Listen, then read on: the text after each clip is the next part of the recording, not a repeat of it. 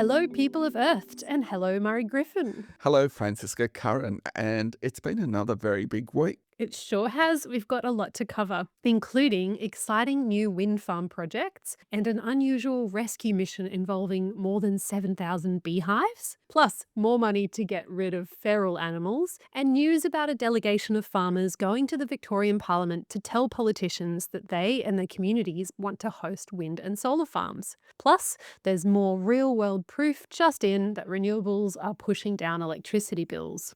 And also, Australia has an important new plan to protect greater gliders. Plus, we'll be talking about a prize-winning cake made to look like one of Australia's rarest birds. Yes, could this be a new MasterChef challenge, do you think, Franziska? The threatened species cake challenge. Absolutely. I think it already is. I can't wait to see see more. But first, this week's quiz question. What is the subnivium? I'll spell it for you. It's SUBNIVIUM. And here's a clue. Think of an important interface habitat. So stay Yes. tuned to find out. Murray, what's your pick of the week this week? My pick of the week, well, we've all been hearing a lot of depressing news about bird flu, and It has been quite depressing. yes, awful. But there are a lot of other risks that our wildlife Mhm. faces. Others include feral cats, rabbits, and invasive fire ants.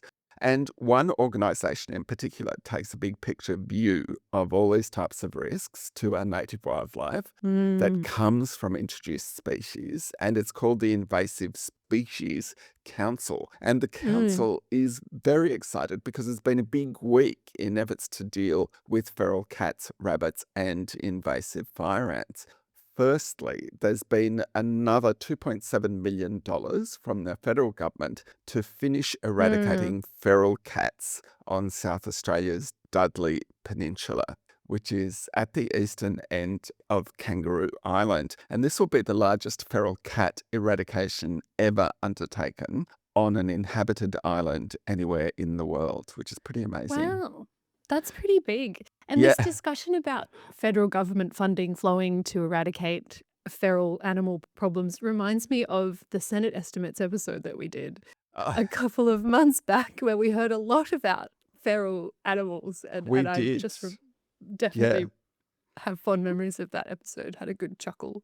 We heard a lot about feral animals in a very compressed amount of time. And if you haven't listened to that bonus episode of Earthed, which is about Senate estimates, well, we highly recommend it. Anyway, the other thing about this Dudley Peninsula feral cat eradication program, which is going to be the largest in the world, it's on Kangaroo Island. And listeners with a really good memory will remember that the largest ever feral pig eradication program in the world on an inhabited island was also done on Kangaroo Island. So there you There you go. go. There's a There lot of you good go. things Really going for the that largest animal eradication programs. obviously they're going for the Guinness Book of Records in feral cat. Yeah, that's what I In was feral thinking. animal eradication, they'll probably take on rabbits next. Anyway, so speaking of rabbits, the federal government, and this is another thing that the Invasive Species Council is very excited about, the federal government has also committed more funds to new biocontrols to reduce rabbit populations. Plus, Mm. governments are also seem to be putting more effort into trying to eradicate imported fire ants, which are incredibly harmful Really to our important. Yeah. environment and to farm animals as well as to humans. So that's my pick of the week. What do you think, Francisco? A great pick of a week. Good Yeah. to celebrate funding good Yes. feral animal Y- eradication. Yeah. And well done, Kangaroo Island. Well done, Kangaroo Island. Absolutely. Yeah. And just to explain how important this all is, here's a short clip from the head of the Invasive Species Council, Jack Goff, talking about the feral cat and rabbit initiatives and about efforts to better control fire ants. And we'll drop a link to the full clip in the show notes. What a week.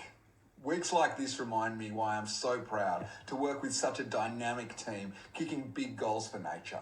We started off the week with a $2.7 million announcement from the federal government towards the Kangaroo Island cat eradication. That is the biggest cat eradication on an inhabited island in the world, and finally it is fully funded because of the work we did bringing together donors, bringing together the state government and the federal government so that it is fully funded to get that Dudley Peninsula eradication done.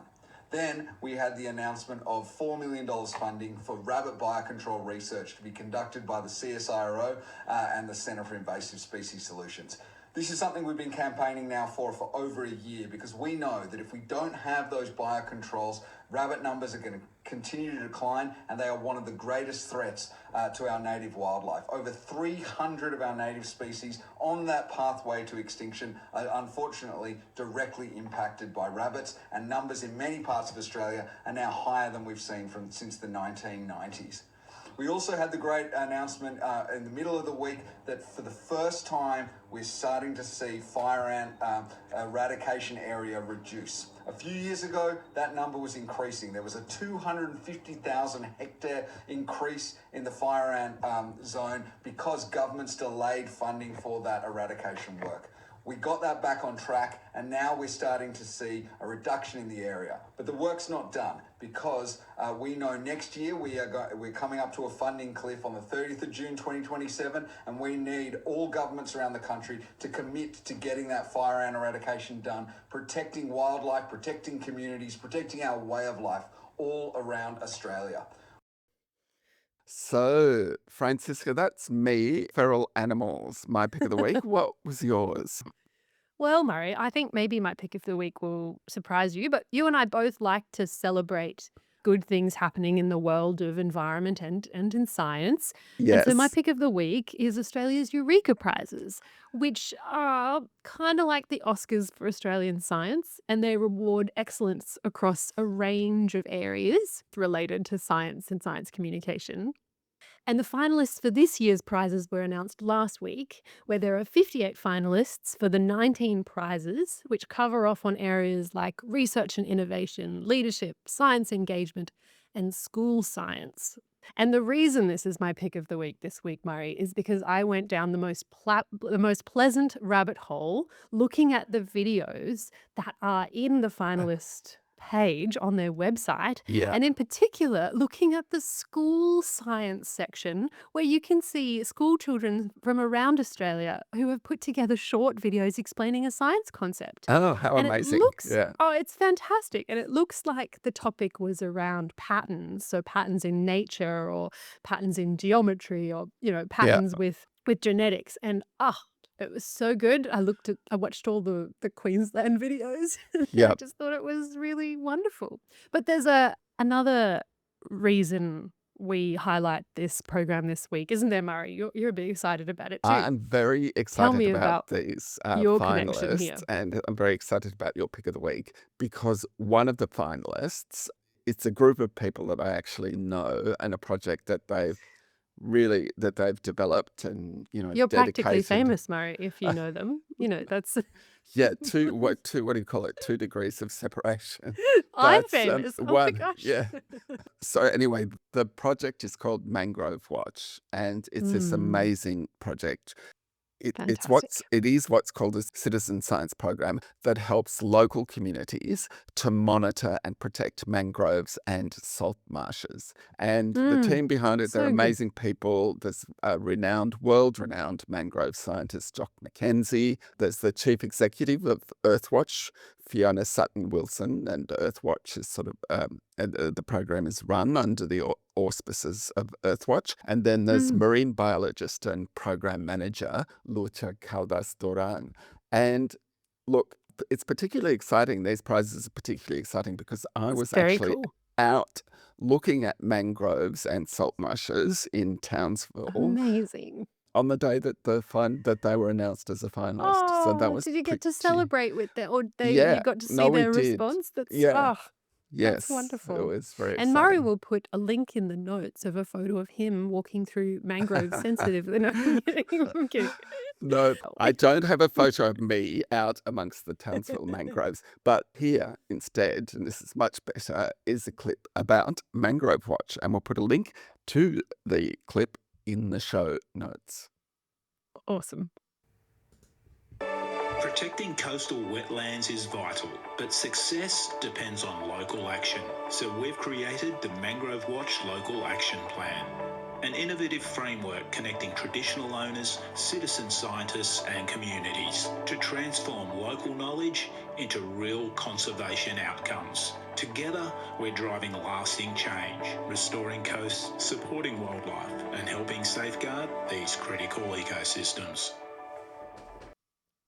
Okay, then, on with the news. So, we want to give a big shout out. We love doing our shout outs We to do. Sam Horton, who works for Australia's Department of Climate Change, Environment, Energy and Water. And the reason is that Sam has taken an absolutely fantastic photo of a greater glider and her joey. And it's on the cover of a new official document from the department called the National Recovery Plan for Great Gliders. And that recovery plan sets out strategies to try and prevent these little animals becoming extinct. As soon as you see Sam Horton's photo on the cover of the recovery plan with these big-eyed little creatures and their huge furry ears, and you think, you'll just think, whatever it takes, we've got to save and protect the greater glider. And I you might absolutely also agree. I absolutely. The photo is it's so adorable. fantastic. Yeah. You might also look at the photo and think, I'm sorry, is that a stuffed toy that I would want on my bed? Because it's just so adorable. I mean, they probably don't want to be Yeah. cuddled. But anyway, but but fun Or fact. something out of a Steven Spielberg movie, like a sort of extraterrestrial with those big ears. So I don't know. Oh, Yeah. so good. It is beautiful. But fun fact, not only do they look adorable and cuddly, but they're also amazing gymnasts. So they glide between trees using their tail as a rudder, which means they can actually change direction mid-glide and can glide up to 75 meters in a single go, which Wow. is incredible, 75 meters. Hmm. Anyway, the new recovery plan, which you'll get to see if you follow the link in our show notes and also appreciate that photo, is issued under Australia's main environmental law called the EPBC Act and has been issued because greater gliders are a threatened species in Australia. And basically, they're in peril. Greater Yeah. gliders are in peril in Australia. They're a tree-living marsupial that live in eucalypt forests and woodlands along the Great Dividing Range from northern Queensland to southern Victoria, and they need well-connected forest areas with lots of old trees that have large hollows for shelter. But the catastrophic summer bushfires of 2019-2020 burnt out about 28% of the greater glider's range, Wow. and that's caused a substantial population decline, as you can imagine. The recovery plan says that key threats for the greater glider include fire, as we've just heard, forestry, and climate change. And it calls for a new national monitoring program and for the protection and restoration of glider habitat. As we mentioned, climate change is a key threat to the future of the greater glider, just as it's a threat to many native birds and animals and to humans. And we need heaps of new clean energy if we're going to beat climate change. And for that reason, it's exciting Good to see. segue. Yeah, It's all about the greater glider. that's right. And for that reason, it's exciting to see some big clean energy news in New South Wales this week. So what's happened in New South Wales is that the state government has approved the Hunter Transmission Project, which is one of the most important clean energy projects in New South Wales. And it's important because it will allow electricity that is generated in two of the state's renewable energy zones, the Central West Arana Zone and the New England Zone. It will allow that electricity to be distributed throughout the Hunter region and to connect to the rest of the New South Wales grid. So the Hunter region, centred on Newcastle, is one of the state's industrial powerhouse zones, and renewable electricity will be needed in the region to replace aging coal-fired power stations, which are becoming increasingly unreliable and which are scheduled to retire in the not-too-distant future. The new transmission line will run for 110 kilometres, linking the upper and lower Hunter. Subject to also getting federal government approval, construction of the transmission line will start late next year and will be completed in 2029 or 2030. And here's a clip about the project. Our energy system in New South Wales is changing. As coal-fired power stations close, renewables will help power our homes and businesses. EnergyCo is leading the delivery of the state's renewable energy zones and new transmission lines that are needed to keep the lights on. The Hunter Transmission Project is a critical part of this. It involves building a 500 kilovolt double circuit transmission line stretching around 110 kilometres from Bayswater in the Upper Hunter to Olney in the Lower Hunter.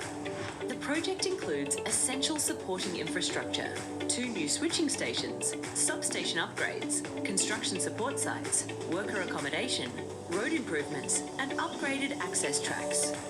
The Hunter Transmission Project will fix a missing link in the electricity grid and enable energy supply from the Central West Orana and New England renewable energy zones.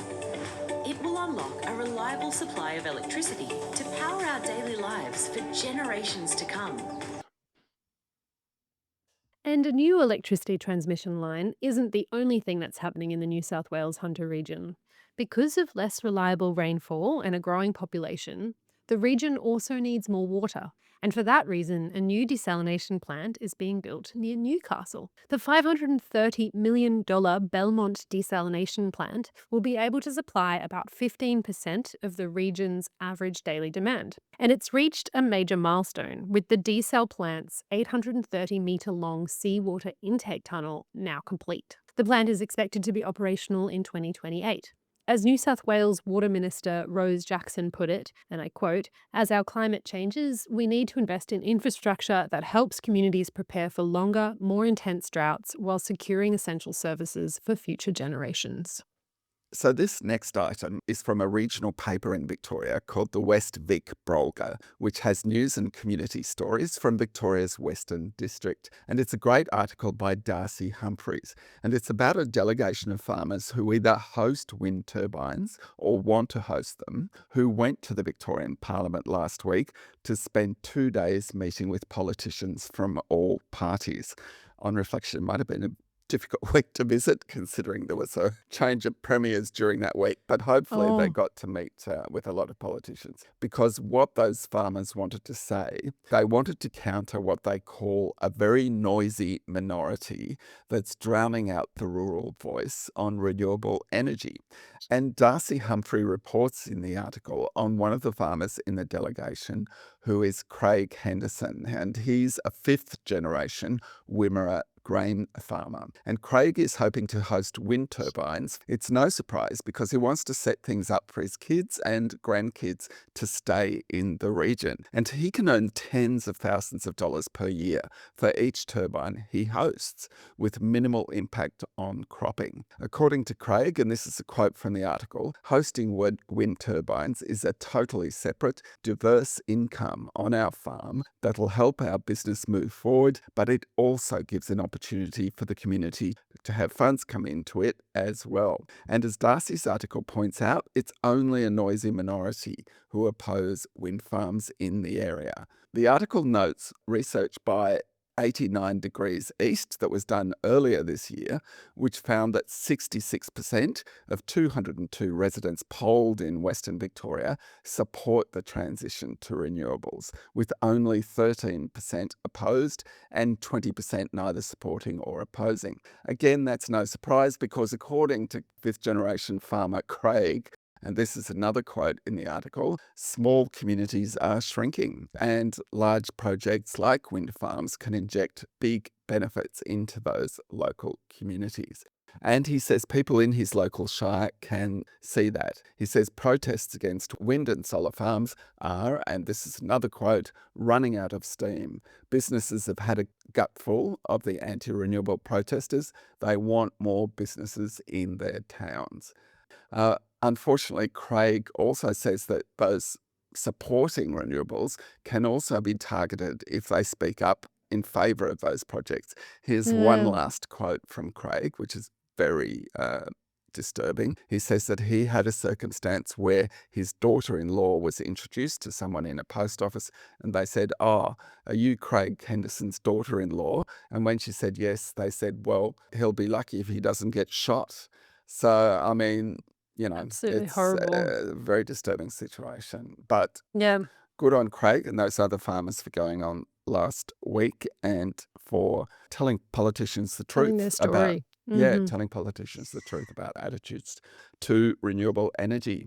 Yeah, that was a horrible quote, and it just Yeah, makes me think about how farming is such a part of Australia's, overall identity. Obviously, it's a big part of the country as well. yeah, And we want farmers to benefit from the transition too, and we want regional communities yeah, to be able to, maximize the benefits of this, especially if they yeah. can play such a role in the rest of society's decarbonisation, by having That's absolutely true. I having don't think there'd be many wind other farms. industries knocking on the door in Birchip, offering thousands of dollars Possibly not. per I mean, I year. don't know it very well. I Well, haven't been there myself, but this is yeah, a fantastic opportunity for them, isn't yeah, it? Yeah, yeah. for anyone, yeah. All right, still to come, Woolworths is slow to get rid of rat poisons that are harmful for native birds and animals. And Fortescue moves fast to get rid of climate-polluting diesel equipment at an iron ore mine. More real-world proof that clean energy pushes down electricity bills, and plenty more, including news about Terrigal's Terry the Seal. Yes, and I'm just going to say that I love the Terry the Terrigal Seal clip. Yeah, it's You will terrific. see. It's Mm. so good. Now, Murray, have you ever won anything at a fete or a show or, something like that? Like, are you a winner of? I did get an honourable mention in primary Oh, school at the local fete in Dalesford. Yeah, yeah, I'm a near winner.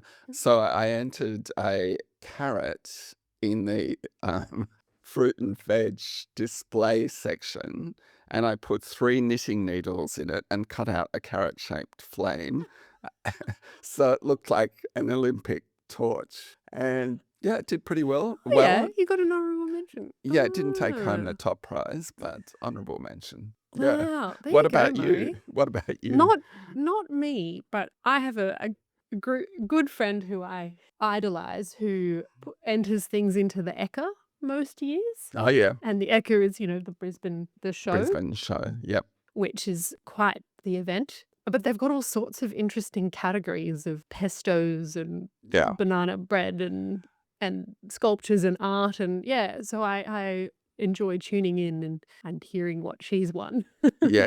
But if you're a winner and you enter things into competitions, we've got a heads up for you. The Federal Environment Department will soon be launching this year's Threatened Species Bake Off, where people enter Whoa. cakes made Yep. to look like a threatened species. And if you look on the website, you'll see a fantastic previous entry. But anyway, entries will be accepted from September 1 and must be submitted by September 15. So you've got a 2-week window, which coincides with Threatened Species Day on September 7. These entries will be judged on their likeness to the chosen threatened species and the creativity of the design. And just a quick recap of the worthy winner of last year's Environment Department Bake Off. It was Karen Cullen who did a wonderful golden-shouldered parrot perched on a termite mound. Now, the Yes. golden-shouldered parrot is very colourful, and especially the male, which is a bright blue with golden wing feathers and orange-red feathers on the rump and legs. And it nests in termite mounds and has a unique relationship with the antbed parrot moth, where the baby bird's poo is eaten by larvae of the moth that also lays its eggs within the termite nests. So pretty It's cool it is synergy. amazing. And I tell you what, termite nests are where it's all happening, because remember a week or so back we did something on numbats, which can eat thousands of termites a day. That's Like those right. termites Maybe must be we so need a busy fending off. termite episode, Murray. We Anyway. should do a whole one. Yeah. Anyway, Karen's winning 2025 entry featured a 3-tiered caramel mud cake, termite mound with vanilla buttercream, crushed Scotch finger biscuits, and the golden-shouldered parrot, eggs, and an antbed parrot moth and larvae were all made out of banana sour strap lollies and fondant. So that's just fabulous, I think. That's Yeah, just... the And photo is extraordinary. yeah, the photo is extraordinary. And I also am suspicious that it would taste very good. We'll put a link to a photo in the show notes so you can check it out. And we'll also put a link to the Environment Department's competition page. Yes. There's categories, including the Children's Award, People's Choice, and an Organisation Award. And there's a really great poster that you can print out there and put on your office, around your office. And it makes me crave banana sour strap lollies, which is something Does it? that I never heard It's of very before. specific. I'm Yes. craving the caramel mud cake. It's a 3-tiered caramel Yeah. mud cake. I really want a video of it being cut, but then I don't want to watch the animal be, but I want to see Yeah, the no, I know, slice just the of mound. Yeah, slice of the mound, please. No parrot. Okay, moving on. And Okay. Australia Post already has a lot of electric vehicles. In fact, it now has more than 5,100 electric vehicles operating across Australia, ranging from e-bikes to vans that in total travel more than 29 million kilometres each year. Now, Australia Post has been given another $40 million to accelerate the electrification of its delivery fleet. And a focus of the new funding will be larger electric vehicles, including trucks and prime movers, and installing charging infrastructure for those vehicles. Fantastic. Okay, we do like giving our shout outs. And today we have another shout out to environment editor Michael Dahlstrom at Yahoo News. And first, a bit of a background so you understand why. So, after almost a decade of campaigning by organisations including BirdLife Australia, the Australian government regulator of pesticides recommended a ban on the retail sale of so-called second-generation rat and mouse killing poisons with effect from next March. And the reason it did so is that this particular type of rat poison stays toxic in dead mice and rats. So if native birds or animals or pets eat the dead rats, they also get sick or die. And there are alternative rat poisons available.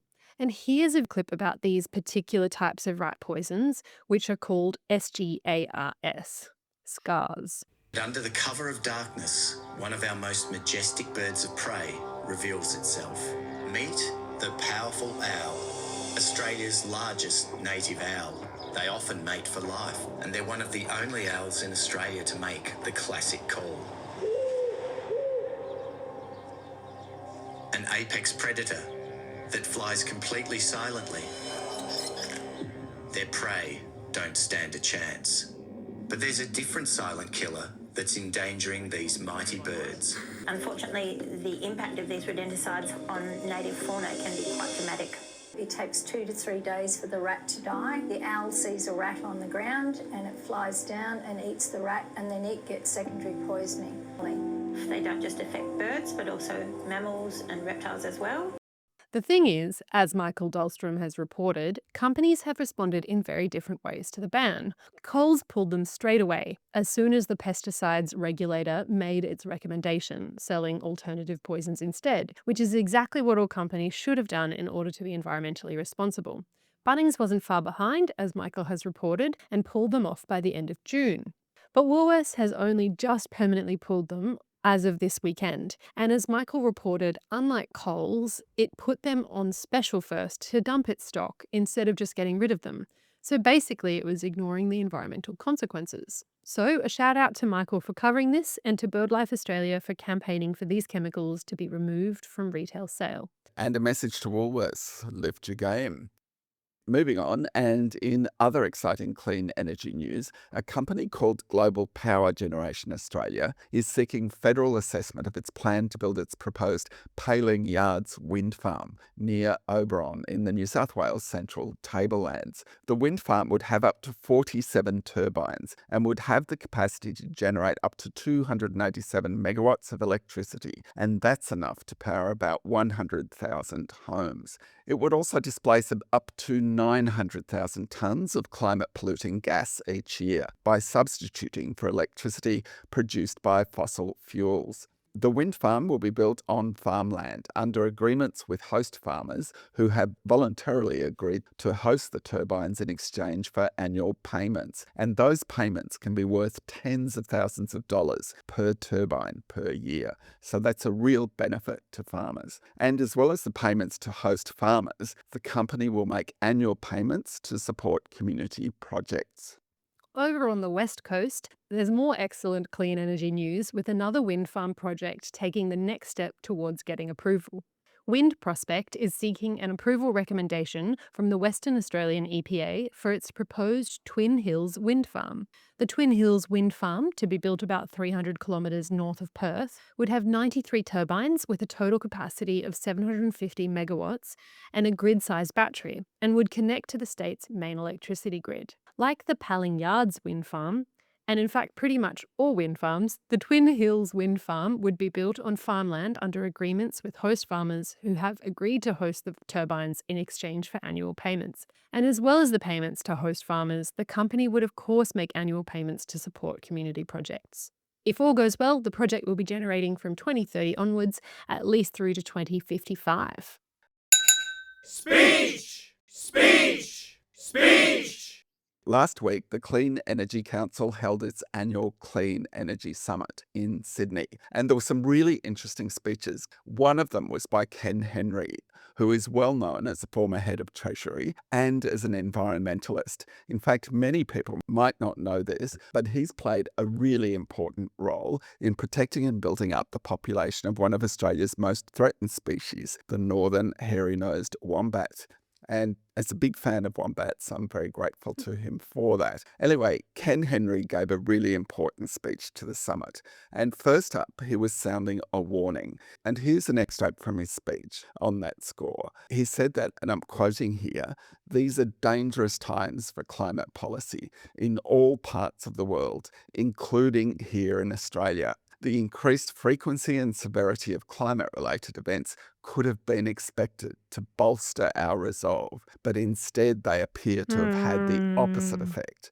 Only a few years ago, we seemed to have a political consensus, and it's disappeared like a puff of smoke. Everybody appeared to accept the need to decarbonise electricity, energy and transportation systems, to roll out renewable energy at pace, to stop land-based emissions at source, and to build carbon sinks at scale. It seemed that everybody accepted that these things were essential to stabilising the global climate system. But all of that is now under siege. And Ken Henry warned that there are some in our political system who will exploit any crisis, financial, social, or environmental, for personal advancement. Ken Henry then went on to talk about the intersection between rolling out clean energy projects and protecting nature. And he talked about using Australia's carbon credit regime to protect nature. On the first, he said that we need to get cracking on developing what are called bi-regional plans so that we can quickly tell which parts of the country are best suited for wind farms and solar farms. And on the nature side, he warned that land-based Australian carbon credit units, or ACCUs, and this is a quote, are the only instrument that has ever been available to drive private financing of nature restoration in Australia at scale. Yeah, it's an absolutely cracking speech, that speech by Ken Henry. And another speaker at the Clean Energy Summit was Jackie Trad, who heads up the Clean Energy Council. And Jackie called for the creation of a national renewable resources payment scheme, which would provide a permanent funding stream for regional communities that are hosting Australia's clean energy infrastructure. Under Jackie's proposal, clean energy companies would pay a legislated amount directly to local councils for every megawatt hour of renewable electricity generated in a region. She said that this national scheme could replace the patchwork of different community benefits funds, grants and negotiated payments that operate around Australia at the moment. And Jackie Trade also had a great quote in her speech about the impact of the Middle East conflict on fossil fuel and fertiliser prices. Jackie told the summit that, quote, "The most secure energy this country can have is the energy no foreign power can touch." And by that she meant solar, wind, batteries and hydropower. And Jackie went on to say, and this is another quote, "There is no version of a strong, independent Australia that does not run on Aussie power that Aussies make." Hear, hear. Yeah. So last week we spoke about how mining companies were being slow to electrify their mining equipment. And there are two main reasons they're being slow. One is that the government actually incentivizes them to keep using diesel by giving them a tax refund based on the amount of diesel they use. The other is that some mining equipment suppliers are being very slow to supply electric equipment. But it's not all bad news. Here's a clip from iron ore mining and energy company Fortescue, and it features the manager at Fortescue's Eliwana mine talking about the use of electric excavators or diggers on the site. And he talks about the next step, which is a new electric drill. At Eliwana, we're already changing the way that we operate. We now have 18 electric excavators across our business, with 7 delivered to Eliwana in the last 10 months. These electric diggers are proving their worth, already outperforming or matching our existing diesel fleet. The Eliwana teams have been critical in making this happen. The next steps are already underway, with our new electric drill already in the build pad, ready to be deployed. Still to come, proof that nest boxes do work, and a rescue mission involving 7,500 beehives, and more real-world proof that renewable energy pushes down electricity prices. On with the news, and a bit earlier we had some comments from Ken Henry about using environmental markets to fund nature repair. Well, now we have a clip about how that can work in practice. Australia has a fairly new program called the Nature Repair Market, and the way it works is that if landholders do approved types of nature repair work on a site, then they can earn tradable certificates, and they can sell those and make money, which provides an incentive for nature repair work to be carried out. Anyway, here is a clip featuring Raph Wood, who heads the team behind the very first nature repair project approved under the scheme. And it also features speakers from the Clean Energy Regulator, which administers the scheme. And a shout out to Raph Wood, who happens to be a friend of mine. Here's the clip. We're here today at the Kupla station, which is the first project registered under the nature repair market. This cattle property, it had a lot of significant clearing that was done towards the end of World War II, and it's been used as a cattle station since then. When we had the opportunity to be the first nature repair market project, we jumped at it. We had to do our own due diligence on whether this was the right scheme to do nature repair under, and yes, it was. And time for yet another shout out. As some of our listeners will know, New South Wales has a scheme where landowners with land that has some components of high biodiversity can sign a biodiversity stewardship agreement with the state government. And all those landowners who have signed one of those agreements deserve a shout out for just doing that. But Guy Duncan, who has a property in the New South Wales Northern Rivers region, has gone further. Since 2023, he's been monitoring what's happening on the property at night as part of the New South Wales Nature Conservation Council's Forest Owls Safe Havens project. And using what's called a thermal monocular, he's been monitoring how wildlife, including owls that depend on tree hollows to survive, are inhabiting and using his property. And his property has emerged as a standout site. He's got 50 nest boxes on the site, and they've recorded the highest occupancy rate of all the properties involved in the project. In fact, 93% of the nest boxes are being used by wildlife, including squirrel gliders. Like, what an incredible occupancy rate. 93%. Oh! It is fantastic, isn't it? I had never heard of a thermal monocular, but I did look one me up, neither. and now I want one. They look brilliant. But yes, congratulations Awesome. to Guy for doing It that must be research. a sort of like like a city, the CBD, an urban center for wildlife. Yeah. Like, Yeah. like a high population density. Yep, That's fantastic. absolutely. Okay, well, last week Australia's Energy and Climate Change Minister Chris Bowen met with his energy and climate ministerial counterparts from states and territories. They had several items on the agenda, one of which was the prospect of a strong El Nino and what it would mean for Australia. Ministers noted that the impacts could include higher risks of bushfires, drought and heat, and they noted that those temperature concerns include marine heat waves, which, as we know, can cause coral bleaching. And ministers agreed to keep working closely together on adaptation and disaster resilience. But while ministers were in unanimous agreement on an El Nino, they weren't as unanimous in their attitudes to data centres. Most ministers agreed to the introduction of a legislated set of minimum requirements on energy, water and location for proposed new data centres. But ministers representing Queensland and the Northern Territory oppose that proposal, which would potentially mean that data centres in their jurisdiction might be powered by climate-polluting fossil gas. Work will now continue to develop those minimum standards, which hopefully will apply nationally, and we'll just have to see how it plays out over the next few months. And we'll just have to see whether they do end up applying in some form in Queensland and the Northern Territory. Now, Murray, I want you to imagine the most contaminated looking site that you can. All right. Rusting Yep, tanks. You're on the journey I am, with yes, eyes closed, picturing it. rusting tanks jammed in everywhere, oily puddles, a stench of chemicals. Well, that's what the former Truegain site in Rutherford was like. But now it's been cleaned up and remediated in a massive project led by the New South Wales agency, which involves the removal of 11,000 tonnes of industrial liquid waste, all those leaking tanks and infrastructure, and the removal of about 15,000 tonnes of contaminated soil.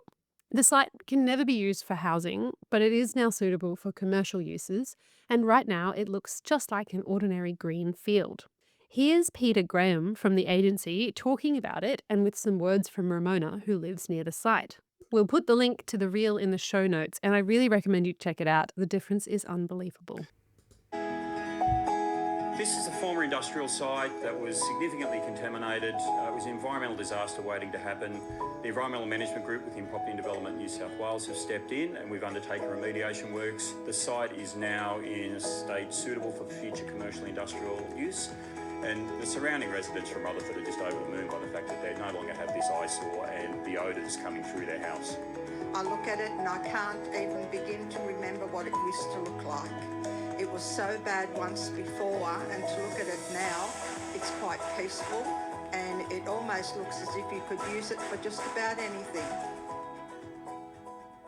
I do have to say that when you think of a contaminated industrial site, that Truegain site in Rutherford is like the classic. You know, it's just extraordinarily terrible. And yeah, now it looks like a very pleasant green field.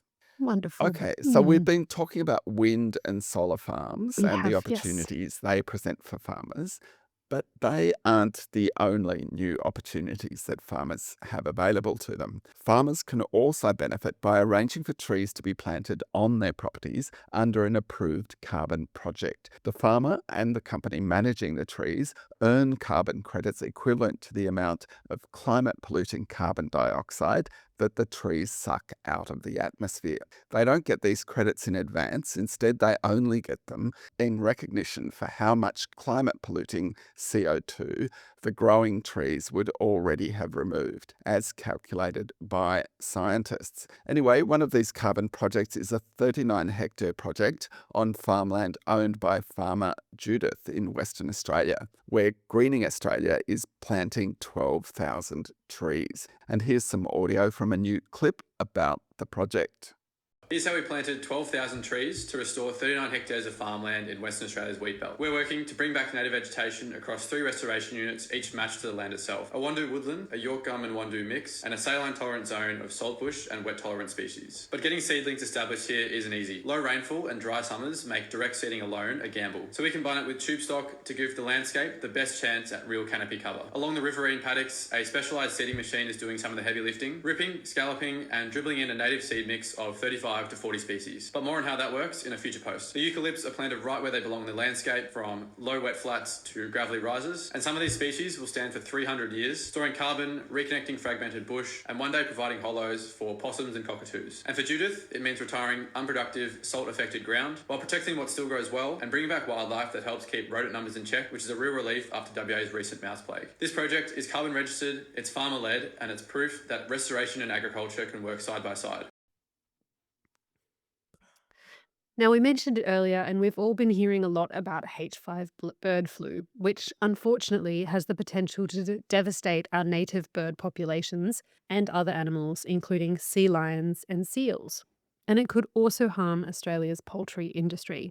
Last Friday, Australia's federal, state and territory environment and agricultural ministers met to discuss what's happening and what the next steps in Australia's response should be. And unfortunately, they heard that given the extent of transmission so far, it's not feasible to eradicate the H5 virus.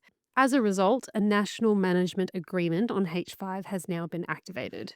Now, this is an agreement that was finalised early last year to guide communication and decision making about responding to the H5 virus. So that while this virus is now impossible to stop, at least we have arrangements in place that mean all levels of government will try to tackle it in a cooperative way.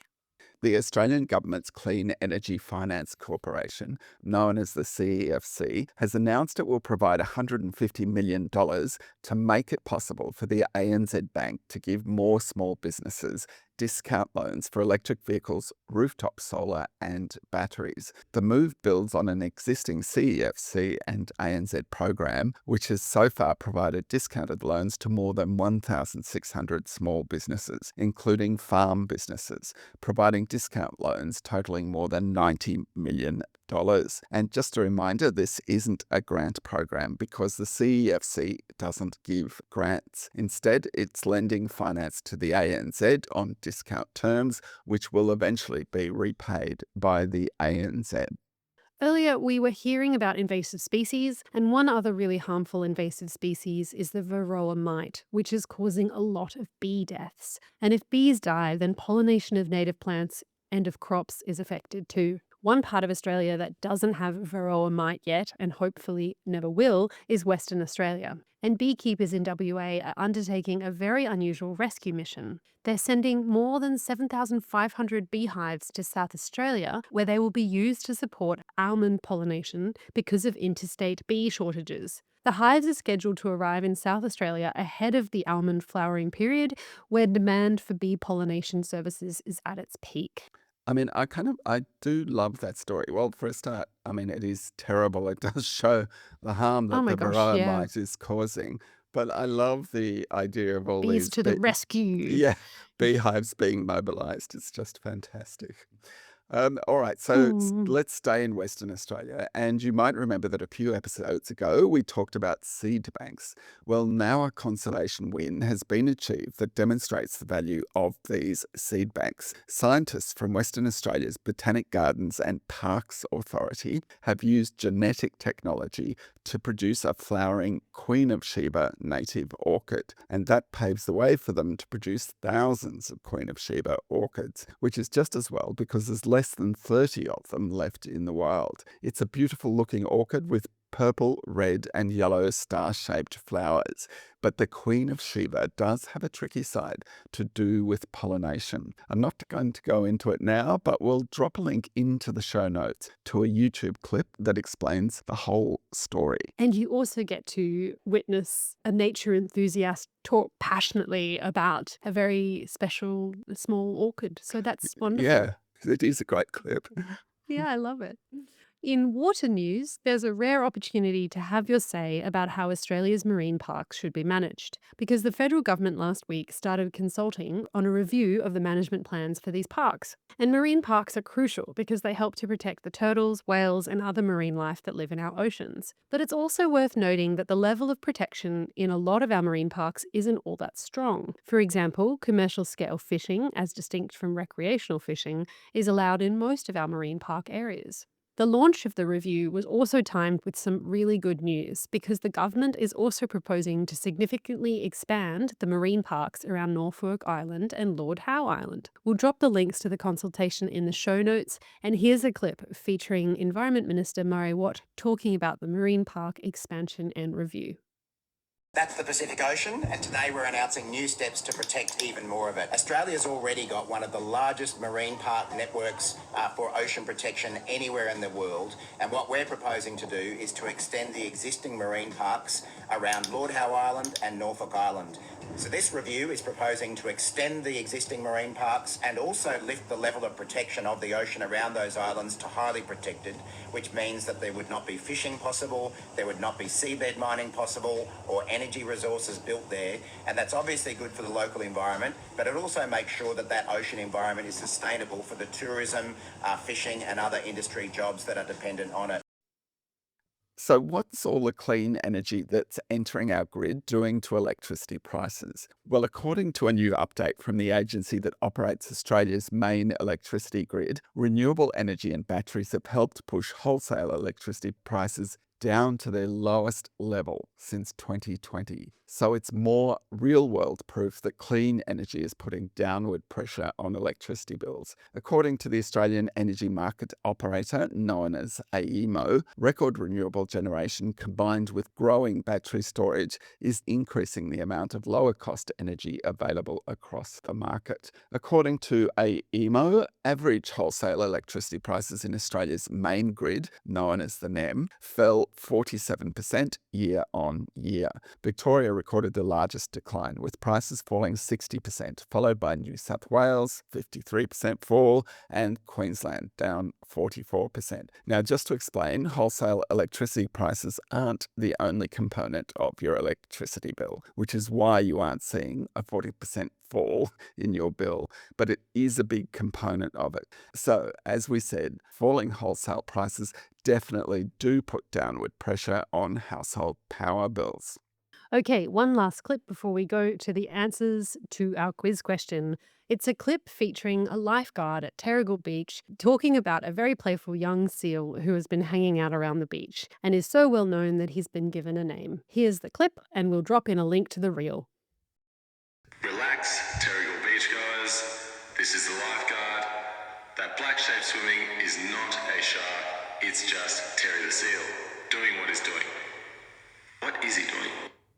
Looks like he's been on the tinnies and I may have to go out and rescue him. In the meantime, please do not go fishing. He will steal anything you catch. It's very cute and very funny, but I can't help but thinking about what Terry's going to be like when he's grown up, because he's just young now and playful. But when he's a full adult male marine predator, like, what concerns will we have around his engagement with He beachgoers? might be a bit Oh, scarier then. But I do like the maybe. lifeguards. I do like the lifeguards commentary saying that it's Terry's great. might have been on the tinnies. I love that Tinnies. phrase. Anyway, and now the answer to our quiz question. We asked, what is the subnivium? Well, it's the name of the microenvironment that is in between the snow and the soil, and it acts as a winter microhabitat for plants, insects, and even small animals, because the temperature stays much more stable and it isn't as cold as the freezing air above the snow. So you can find creatures like antechinus and bush rats foraging and nesting in the subnivium, or even mountain pygmy possums and echidnas curled up waiting for winter to be over. And if you want to know more about Australia's scientists doing research in the subnivium, check out the link in the show notes. That's it for today. You're all up to date. Two more people are crucial to making this podcast happen: Sophie Sideris and the co-founder of the Earth News Service, Chris Dansie. And if you enjoyed this episode, please show your appreciation by following the show. And if you feel like it, give us some stars on your pod listening platform. When Spotify and Apple see stars, or YouTube sees a thumbs up, they're more likely to put our pod in front of other people. If you're able to go a step further, you can make a small monthly contribution to help us cover our costs by becoming a supporter via our website, which you can find at earth.au. We'll use any funds we receive via our website to cover the cost of things like production, editing, and distribution. Thanks for tuning in. Bye for now. Bye for now.